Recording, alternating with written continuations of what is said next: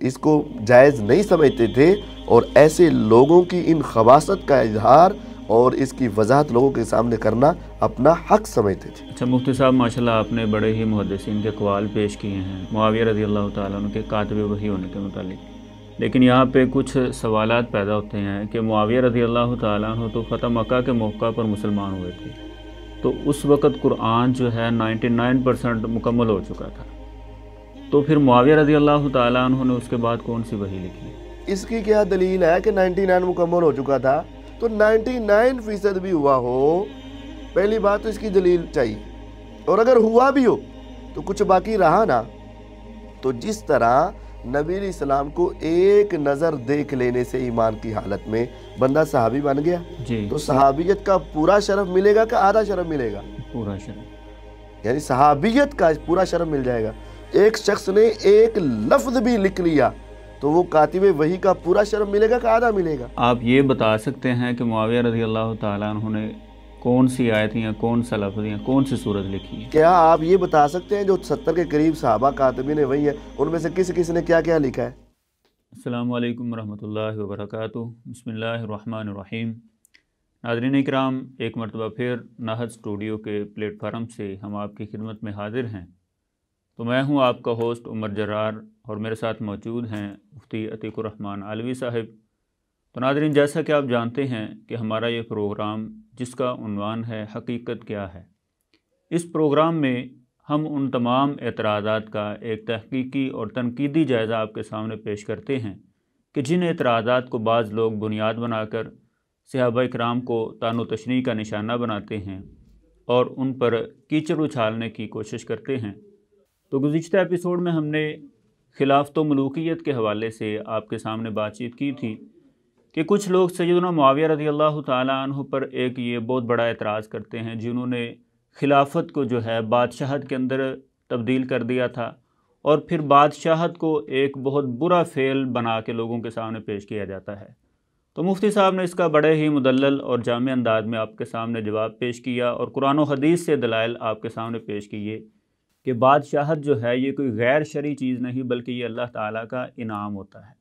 تو آج کی اس ایپیسوڈ میں ہم جو اعتراض ڈسکس کرنے جا رہے ہیں وہ سیدنا امیر معاویہ رضی اللہ تعالیٰ عنہ کے کاتب وحی ہونے سے ریلیٹڈ ہے کہ بعض لوگ سیدنا معاویہ رضی اللہ تعالیٰ عنہ کے کاتب وحی ہونے پر بہت زیادہ اعتراض کرتے ہیں اور کچھ ضعیف اقوال کو بنیاد بنا کر معاویہ رضی اللہ تعالیٰ عنہ کے ثابت شدہ جو فضائل ہیں ان کا انکار کر دیتے ہیں، اور اسی طرح سیدنا معاویہ رضی اللہ تعالیٰ عنہ کے کاتب وحی ہونے کا بھی انکار کرتے ہیں۔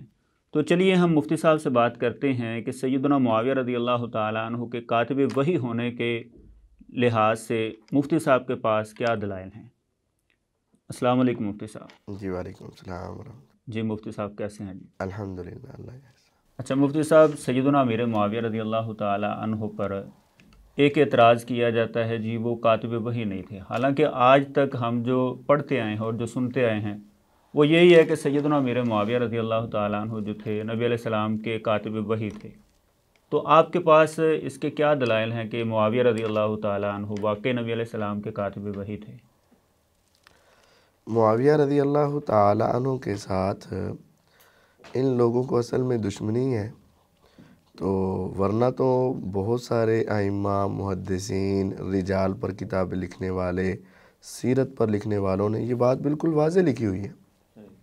اور آپ دیکھیں صحیح بخاری کے 3 بڑے شارح ہیں، امام ابن حجر العسقلانی رحمہ اللہ، حافظ بدر الدین عینی رحمہ اللہ، علامہ قسطلانی رحمہ اللہ۔ حافظ ابن حجر العسقلانی رحمہ اللہ نے تقریب التہذیب میں یہ بات لکھی ہوئی ہے کہ معاویہ رضی اللہ عنہ کاتب لوحی اللہ تعالی، اللہ تعالیٰ کی وحی کے کاتب تھے۔ ٹھیک ہے۔ اور یہی بات صحیح بخاری کے دوسرے شارح حافظ بدر الدین عینی رحمہ اللہ نے صحیح بخاری کی شرح میں یہ بات لکھی ہوئی ہے کہ وہ اللہ کی وحی کے کاتب تھے، اور یہی بات علامہ قسطلانی رحمہ اللہ نے صحیح بخاری کی شرح میں یہ بات لکھی ہوئی ہے کہ آپ اللہ تعالیٰ کی وحی کے کاتب تھے۔ اور اس کے علاوہ بھی بے شمار کئی دلائل موجود ہیں، میں آپ کو بتا دیتا ہوں۔ ایک حدیث تو وہی ہے جو مرزا صاحب نے اپنے پمفلٹ میں بھی پیش کی ہوئی ہے۔ اچھا، مرزا صاحب کے پمفلٹ میں بھی لکھی ہوئی ہے وہ حدیث۔ کون سی؟ جو مرزا صاحب نے اپنے طرف سے حضرت معاویہ رضی اللہ تعالیٰ عنہ کے خلاف پیش کرنا چاہی، اچھا اچھا، لیکن اللہ تعالیٰ ہے نا کہ وہ دشمنوں کے منہ سے یا ان کے قلم سے بھی اپنے صحابہ کی تعریف نکلوا ہی دیتا ہے۔ صحیح۔ تو یہ روایت دلائل النبوہ البہقی کی اس کے اندر موجود ہے کہ وَكَانَ يَكْتُبُ الْوَحْيَ، کہ معاویہ رضی اللہ تعالیٰ عنہ کاتب وحی تھے، وَكَانَ اور وہ تھے، یکتب لکھا کرتے، اس کے اندر استمرار ہے، یعنی ایک نہیں کئی مرتبہ لکھا کرتے تھے الوحی وحی کو۔ تو وحی کا مطلب کیا ہوتا ہے؟ اللہ تعالیٰ کی طرف سے جو پیغام ہے اس کو لکھا کرتے تھے۔ صحیح۔ تو یہ الفاظ اس حدیث کے اندر بالکل واضح لکھے ہوئے ہیں، لیکن مرزا صاحب اس روایت کو امیر معاویہ رضی اللہ تعالیٰ عنہ کے خلاف پیش کرنے کی کوشش کرتے ہیں۔ وہ اس طرح سے کہ عبداللہ بن عباس رضی اللہ عنہ کو نبی علیہ السلام نے بھیجا کہ جاؤ حضرت معاویہ کو بلا کر لاؤ۔ تو بلانا کس لیے تھا؟ اس کی وجہ اور ریزن یہاں لکھی ہے، وَكَانَ يَكْتُبُ الْوَحْيَ، کہ وہ کاتب وحی تھے۔ آپ کا مقصود یہ تھا کہ حضرت معاویہ رضی اللہ عنہ کو بلایا جائے اور آ کر وحی لکھے۔ اور نبی اکرم صلی اللہ علیہ وسلم کو حضرت معاویہ رضی اللہ عنہ کے ساتھ اتنا لگاؤ اور اتنا تعلق تھا کہ حالانکہ بے شمار کاتبین وحی تھے، چلے ایک میسر نہیں تو دوسرے کو بلا لیا جاتا، دوسرا نہیں تو تیسرے کو بلا لیا جاتا، لیکن آپ نے کہا کہ جاؤ معاویہ رضی اللہ عنہ کو بلایا جائے۔ صحیح۔ وہ آ کر کہتے ہیں کہ وہ کھانا کھا رہے ہیں، آپ نے پھر فرمایا نہیں اسی کو بلایا جائے، فرمایا کہ وہ کھانا کھا رہے ہیں، پھر فرمایا اسی کو بلایا جائے۔ تو یہ نبی علیہ السلام کا بار بار بلانا اس بات کی دلیل تھی کہ آپ ان کے ساتھ بڑی محبت رکھتے تھے، اور وہ بڑے عظیم کاتب تھے، اور وہ اللہ تعالیٰ کی وحی کو لکھا کرتے تھے۔ جب وہ تیسری مرتبہ نہیں آئے، اس کی ویسے پوری تفصیل تو ہم نے ایک الگ ایپیسوڈ میں بیان کی ہوئی ہے، خلاصہ یہ ہے کہ تیسری مرتبہ نہیں آئے تو نبی علیہ السلام نے انسان ہونے کے ناطے سے یہ کہہ دیا کہ اللہ اس کا پیٹ نہ بھرے، جی، اور یہ جملے بھی معاویہ رضی اللہ عنہ کے لیے عظمت کا سبب بن گئے۔ صحیح۔ یہ ان کے لیے بددعا نہیں بنے۔ اور اور اس روایت میں جو آ رہے ہیں کہ معاویہ رضی اللہ تعالیٰ عنہ کا پیٹ کبھی نہیں بھرا، تو یہ عظمت میں تو نہیں آنے والے۔ یہ تو راوی کا فہم ہے نا کہ فما شبیہ بطنہ ابدا، راوی کہتا ہے کہ ان کا پیٹ کبھی نہیں بھرا۔ اچھا اچھا۔ ہم کہتے ہیں کہ راوی کو کیسے پتہ چلا کہ اس کا پیٹ کبھی نہیں بھرا۔ اب دیکھیں نبی اکرم صلی اللہ علیہ وسلم کی یہ جملے جو تھے کہ معاویہ کے حوالے سے، کیا معاویہ اس کے حقدار تھے یا نہیں تھے؟ دو باتیں۔ اگر تو وہ اسی بد دعا کے حقدار تھے جی، تو پھر ثابت کیا جائے، کیونکہ ایک بندہ کھانا کھا رہا ہے اور دوسرے نے آ کے اس کو بلایا ہی نہیں، بتایا ہی نہیں، اور واپس جا کے جواب دے دیتا ہے، تو اس کا قصور کیا ہے؟ جیسے آپ یہاں ایک ریکارڈنگ کروا رہے ہیں، کوئی آدمی باہر سے آئے آپ کو ملنے کے لیے، تو باہر سے کوئی بندہ کہہ دے بھی وہ تو ریکارڈنگ کروا رہے ہیں، پھر وہ آئے، پھر کہہ دیا جائے پھر وہ آئے، تو اس میں آپ کا اور میرا قصور کیا ہوگا؟ کوئی قصور نہیں ہوگا۔ تو نبی اکرم صلی اللہ علیہ وسلم نے ان کے بارے میں جو کلمات کہے ہیں، اس میں حضرت معاویہ کا قصور کوئی نہیں تھا۔ صحیح۔ اور ویسے دیکھیں مرزا صاحب نے بھی اس حدیث کے ترجمے میں یہی کہا ہے کہ حضرت معاویہ کے حق میں، خلاف نہیں، نبی علیہ السلام کی دعا قبول ہوگی، بد دعا نہیں کہا، ان کے خلاف بد دعا نہیں کہا، ان کے حق میں کیا ہوگی؟ قبول دعا۔ اب دیکھیں ایک طرف یہ ایک راوی کا فہم ہے، دوسری طرف صحیح مسلم کے جو شارح بھی ہیں اور ان کے ابواب قائم کرنے والے امام نووی رحمہ اللہ، انہوں نے کیا باب قائم کیا ہے کہ جس پر نبی علیہ السلام لعنت بھیجیں، یا آپ اس کو برا بلا کہیں، یا آپ اس کے خلاف کوئی بد دعا کر دیں اور وہ اس کا اہل نہ ہو، یعنی امام نووی رحمہ اللہ صحیح مسلم کے شارح بھی سمجھتے ہیں کہ حضرت معاویہ اس بد دعا کے اہل نہیں تھے، اور امام مسلم رحمہ اللہ نے پہلے وہی روایات اکٹھی کی ہیں، اور پھر اس کی مثال کے طور پر دو حدیثیں نقل کی ہیں کہ نبی علیہ السلام کسی کے لیے بد دعا کر دیں، کسی کو لعنت بھیج دیں، کسی کے خلاف کوئی کلمہ کہہ دیں اور وہ اس کا حقدار نہ ہو، تو وہ اللہ تعالیٰ کے ہاں قربت کا، اجر کا، تزکیے کا، رحمت کا سبب بن جاتا ہے۔ تو پہلے وہ ساری روایت نقل کی، بعد میں مثال کے طور پر یہ دوسری مثال کے طور پر یہ حدیث پیش کی، اور یہی مفہوم محدث علامہ ناصر الدین البانی رحمہ اللہ نے اپنے سلسلہ صحیحہ کے اندر یہ بات نقل کی ہے، اور وہ کہتے ہیں وَقَدْ يَسْتَغِلُّ بَعْضُ الْفِرَقْ هَذَا الْحَدِيث، بعض فرقے مرزا صاحب اینڈ کمپنی والے اس وقت بھی ایسے موجود ہوں گے نا امام البانی رحمہ اللہ کے دور میں، بعض گمراہ فرقے اس حدیث کو لے کر حضرت معاویہ رضی اللہ عنہ کے اوپر تان کرنا چاہتے، لیتخذوا منہ مطعنا فی معاویہ، حضرت معاویہ پر تان کرنا چاہتے، دیکھو جی بد دعا کی ہے، قبول بھی ہو گئی ہے، پیٹ کبھی نہیں بڑھا، یہ ہو گیا وہ ہو گیا، یہ اپنی کارستانی ساتھ ملاتے ہیں۔ وَلَيْسَ فِيهِ مَا يُسَاعِدُهُمْ عَلَى ذَلِكَ، البانی رحمہ اللہ فرماتے ہیں کہ ان کے موافق اس میں کوئی بات نہیں، صحیح، یعنی ان کے دلیل اور ان کو مضبوط کرنے والی کوئی چیز اس میں نہیں ہے۔ وَفِيهِ، حالانکہ کیف وفیہ، یہ حضرت معاویہ کے خلاف حدیث کیسے ہو سکتی ہے؟ وَفِيهِ أَنَّهُ كَانَ كَاتِبًا النَّبِيِّ صلی اللہ علیہ وسلم، کہ وہ نبی علیہ السلام کے کیا تھے؟ کاتب تھے۔ تو البانی رحمہ اللہ تو یہ کہہ رہے ہیں کہ وہ یہ روایت بعض گمراہ فرقے حضرت معاویہ پر تان کرنے کے لیے استعمال کرتے ہیں، لیکن ان کی بات اس میں نکلتی نہیں، بلکہ اس میں تو یہ ہے کہ وہ نبی علیہ السلام کے کاتب تھے۔ اور اس کے آگے لکھا ہے وَلِذَلِكَ قَالَ الْحَافِظُ ابن عساکر، حافظ ابن عساکر رحمہ اللہ تاریخ دمشق میں کہتے ہیں اِنَّهُ أَصَحُّ مَا وَرَدَ فِي فَضْلِ معاویہ، کہ یہ حضرت معاویہ کی فضیلت میں جتنے دلائل ہیں ان میں سب سے زیادہ صحیح روایت ہی یہ ہے کہ معاویہ رضی اللہ عنہ کو اللہ تعالیٰ کی قربت بھی ملے گی، رحمت بھی ملے گی، ان کے گناہ بھی معاف ہوں گے، اجر بھی ملے گا۔ تو یہ سارے فوائد حاصل ہوں گے کیونکہ معاویہ اس جملے کے حقدار نہیں تھے، اور یہ بھی ثابت ہو گیا کہ وہ کاتب وحی تھے۔ یعنی محدثین نے بھی اس روایت سے یہی مفہوم نکالا ہے کہ وہ کاتب وحی تھے اور یہ ان کی فضیلت تھی۔ بالکل، محدثین نے یہی مفہوم نکالا ہے اور انہوں نے ان کو کاتب وحی سمجھا ہے۔ اور دیکھیں نا، ایک محدث نے بے شمار، میں نے 3-4 پہلے جو شارح سے بخاری ہیں ان کا ذکر کیا، یہ دیکھیں میرے سامنے السنہ امام ابو بکر الخلال رحمہ اللہ کی، اس کے اندر تو کمال درجے کی کلمات موجود ہیں۔ اس کی حدیث نمبر ہے 659۔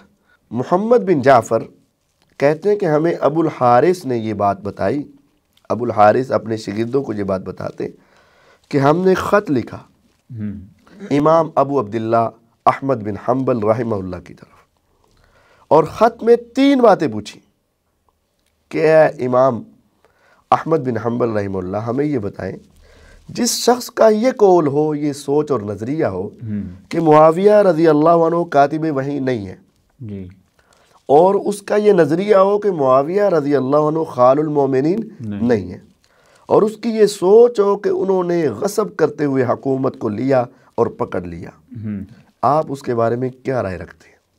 صحیح، امام اہل سنت، محدثین کے امام، امام بخاری رحمہ اللہ کے استاد احمد بن حنبل رحمہ اللہ فرماتے ہیں ھذا قول سوء ردی، یہ قول تو بڑا برا اور ردی قول ہے، ٹھیک، امام گندا قول۔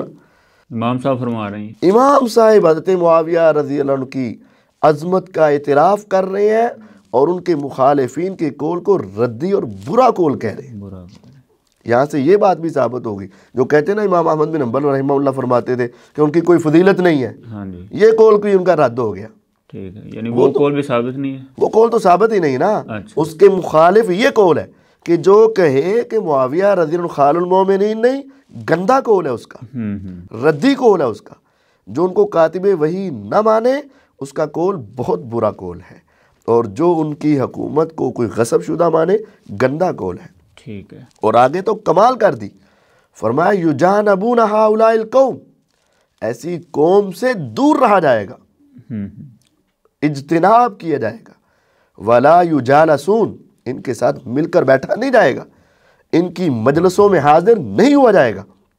اور پھر فرمایا وَنُبَيِّنُ أَمْرَهُمْ لِلنَّاسِ، ایسے برے لوگوں کے معاملے کو ہم لوگوں کے سامنے عیاں کریں گے، لوگوں کے سامنے پول کھول دیں گے کہ یہ گمراہ لوگ ہیں، ان کا دین اسلام کے ساتھ گمراہی والا تعلق ہے اور یہ حق پر نہیں ہے، ان کے قول گندے ترین اقوال ہیں۔ ٹھیک ہے، تو معلوم ہوا کہ محدثین معاویہ رضی اللہ عنہ کو کاتب وحی سمجھتے تھے، اور جو کاتب وحی نہ سمجھے اس کو بہت برا سمجھتے تھے، اس کی مجلس میں جانا، ان کے پاس بیٹھنا اس کو جائز نہیں سمجھتے تھے، اور ایسے لوگوں کی ان خباثت کا اظہار اور اس کی وضاحت لوگوں کے سامنے کرنا اپنا حق سمجھتے تھے۔ ٹھیک ہے، اچھا مفتی صاحب، ماشاءاللہ آپ نے بڑے ہی محدثین کے اقوال پیش کیے ہیں معاویہ رضی اللہ تعالیٰ عنہ کے کاتب وحی ہونے کے متعلق، لیکن یہاں پہ کچھ سوالات پیدا ہوتے ہیں کہ معاویہ رضی اللہ تعالیٰ عنہ تو فتح مکہ کے موقع پر مسلمان ہوئے تھے، تو اس وقت قرآن جو ہے 99% مکمل ہو چکا تھا، تو پھر معاویہ رضی اللہ تعالیٰ عنہ نے اس کے بعد کون سی وحی لکھی ہے؟ اس کی کیا دلیل ہے کہ 99 مکمل ہو چکا تھا؟ آپ کو کس نے بتا دیا؟ کیونکہ فتح مکہ کے بعد نبی علیہ السلام تھوڑا عرصہ رہے یا زیادہ عرصہ رہے، یہ فیصد آپ نے کہاں سے نکالی؟ اس کی دلیل کیا ہے؟ یہ تو صرف اپنی سوچ ہے، اس کی کوئی دلیل پیش کی جائے نا کہ اتنے فیصد آ چکا تھا، اتنے فیصد نہیں آ چکا تھا۔ 99% کی کوئی دلیل نہیں ہے، کوئی دلیل نہیں ہے۔ ایک بات تو یہ بعض لوگ جو اکثر مرزا صاحب بھی اکثر کہتے رہتے ہیں کہ 99% کہتے رہے، یعنی دلیل انہوں نے کوئی بھی نہیں دلیل نہیں ہے نا کہ 99۔ مرزا صاحب تو یہ کہتے ہیں 99.99، مرزا صاحب تو یہاں تک پہنچ جاتے ہیں۔ اچھا تو 99% بھی ہوا ہو، پہلی بات تو اس کی دلیل چاہیے، اور اگر ہوا بھی ہو تو کچھ باقی رہا نا، تو جس طرح نبی علیہ السلام کو ایک نظر دیکھ لینے سے ایمان کی حالت میں بندہ صحابی بن گیا، تو صحابیت کا پورا شرف ملے گا کہ آدھا شرف ملے گا؟ پورا شرف، یعنی صحابیت کا پورا شرف مل جائے گا۔ ایک شخص نے ایک لفظ بھی لکھ لیا تو وہ کاتب وحی کا پورا شرف ملے گا کہ آدھا ملے گا؟ پورا ملے گا۔ تو جب کاتب وحی ہے، پھر آپ یہ کہیں گے کاتب وحی نمبر 1، کاتب وحی نمبر 2، کاتب وحی نمبر 3، اس نے اتنی آیتیں لکھی، اس نے اتنی، تو یہ آپ کیسے کریں گے؟ تو کیا آپ یہ بتا سکتے ہیں کہ معاویہ رضی اللہ تعالیٰ عنہ نے کون سی آیتیں یا کون سا لفظ یا کون سی صورت لکھی ہے؟ کیا آپ یہ بتا سکتے ہیں جو 70 کے قریب صحابہ کاتبین وحی ہیں ان میں سے کس نے کیا لکھا ہے؟ تو یہ تو وضاحت نہیں ہے، یہ ہوتے ہیں ڈگوسلے جب جواب نہ آ رہا ہو۔ تو کیا آپ یہ بتا سکتے ہیں نبی علیہ السلام نے کون سی آیت کاغذ پہ لکھوائی تھی، کون سی تختی پہ لکھوائی تھی، کون سی ہڈی پہ لکھوائی تھی، کون سی چمڑے پہ لکھوائی تھی، کون سی جو ہے کہاں لکھی، پتھر پہ لکھی، کدھر لکھی؟ یہ ایسی باتیں نہیں ہیں۔ پھر آپ پوچھو گے سفید کاغذ پہ لکھی یا کس کاغذ پہ لکھی؟ کاتب وحی ہے کہ نہیں ہے؟ بات یہ ہے، صحیح، 1 لکھی ہے، 100 لکھی ہے، 400 لکھی ہے، 1000 لکھی ہے، یہ ہمارا موضوع نہیں ہے۔ معاویہ رضی اللہ تعالیٰ عنہ کاتب وحی ہے، دلائل ہم نے آپ کو دے دیے۔ 1 آیت لکھی یا 10 آیت لکھی یا 100 لکھی یا 1000 لکھی، یہ نہیں ہے۔ یعنی کسی کے متعلق یہ نہیں آ رہا کہ انہوں نے کون سی لکھی ہے۔ ہاں، ہم ان سے پوچھتے ہیں علی رضی اللہ تعالیٰ عنہ کاتب وحی ہے نا، ہمیں بتایا حضرت علی نے کتنی لکھی ہے؟ صحیح، بتا دیا جائے، کوئی نہیں ہے۔ حضرت ابوبکر رضی اللہ عنہ کاتب وحی ہے نا، بتایا جائے کتنی لکھی ہے انہوں نے؟ کوئی نہیں ہے۔ بس کاتب وحی کا ذکر ہے، یہ اگر آپ تفصیل میں جائیں گے تو جناب آپ پھنس جائیں گے اور آپ کو پھر اس سے راستہ نہیں ملے گا۔ اچھا، مرزا صاحب کہتے ہیں جی وہ تو منشی بھرتی ہوئے تھے نبی علیہ السلام کی، یعنی اس کو ایک ان کی توہین بنا کے پیش کرتے ہیں۔ اب مرزا صاحب نے تو ٹھیکہ لیا ہوا ہے نا کہ صحابہ کی گستاخی یہ ان کا مشغلہ ہے۔ بہرحال حضرت معاویہ رضی اللہ تعالیٰ عنہ کو ابو سفیان رضی اللہ تعالیٰ عنہ نے سفارش کر کے رکھوایا تھا، اور سفارش کرنا کوئی بری بات نہیں ہے۔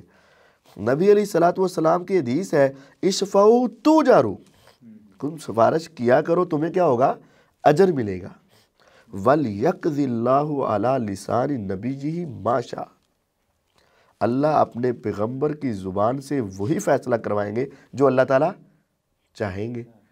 تو گویا کہ ابو سفیان رضی اللہ عنہ نے تو حدیث پر عمل کیا، ان کو سفارش کا ثواب ملا، اور اللہ نے جو چاہا وہ فیصلہ کروا دیا حدیث کی وجہ سے۔ تو اللہ کا بھی یہ فیصلہ تھا کہ معاویہ نبی علیہ السلام کے کاتب وحی لگ جائیں۔ اچھا مفتی صاحب، اس کے اندر اسی روایت کو پیش کرتے ہوئے مرزا صاحب کہتے ہیں جی کہ معاویہ ابو سفیان رضی اللہ تعالیٰ عنہ اگر یہ بات نہ کرتے، یہ ڈیمانڈ نہ رکھتے، تو نبی علیہ السلام نے کبھی یہ بات پوری نہیں تھی کرنی، اور آپ علیہ السلام نے یہ اس لیے پوری کی کہ آپ علیہ السلام کبھی کسی کا انکار نہیں کرتے تھے۔ یہ بات بھی درست نہیں ہے، یہ کلی قاعدہ نہیں ہے۔ نبی اکرم صلی اللہ علیہ وسلم بسا اوقات کسی کے سوال پر انکار نہیں کرتے تھے، اور بسا اوقات انکار کرتے بھی تھے، اور بیسیوں مثالیں ایسی ہیں کہ آپ نے کسی کے سائل کے سوال کا انکار کیا ہے۔ آپ دیکھیں، غور کریں، اماں فاطمہ الزہرا رضی اللہ عنہ آپ کے گھر میں گئی غلام لینے کے لیے، آپ نے دیے؟ نہیں دیے نا، تو انکار تو ہو گیا۔ ایک عورت نے اپنے آپ کو نبی علیہ السلام کے لیے پیش کیا نکاح کے لیے، آپ نے اس سے نکاح کیا؟ نہیں کیا، انکار تو ہو گیا نا۔ حضرت اسامہ رضی اللہ عنہ نے ایک بنو مخزوم کی عورت کی سفارش کی کہ اس کا معاف کر دیا جائے، نبی علیہ الصلوۃ والسلام نے اس کی بات قبول کی۔ تو اگر اسامہ کی سفارش رد ہو سکتی ہے تو ابو سفیان رضی اللہ عنہ کی سفارش رد کیوں نہیں ہو سکتی؟ حدیث وہی ہے جو میں نے آپ کو پیش کر دی۔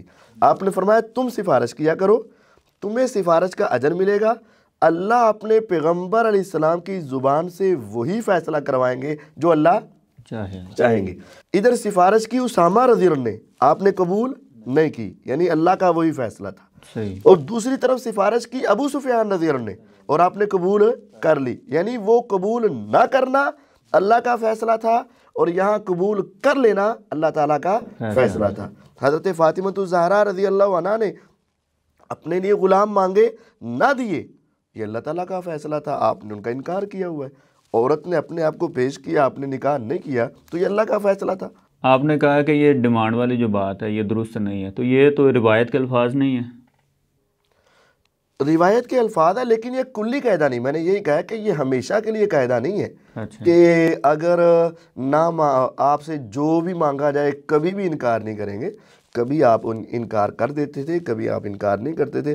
اس آدمی نے یہ سمجھا کہ اگر نہ مانتے تو پھر ایسا نہ ہوتا، لیکن اس کا یہ سمجھنا درست نہیں ہے۔ راوی کا یہ فہم ہے کہ اگر سوال نہ کرتے تو ایسا نہ ہوتا، یہ اس نے سمجھا ہے۔ یہ صرف راوی کا فہم ہے، اس کو تصور کیا جائے گا۔ ٹھیک ہے، باقی دلائل ہمارے پاس موجود ہیں کہ آپ نے انکار کیا بھی ہے اور قبول بھی کیا ہے۔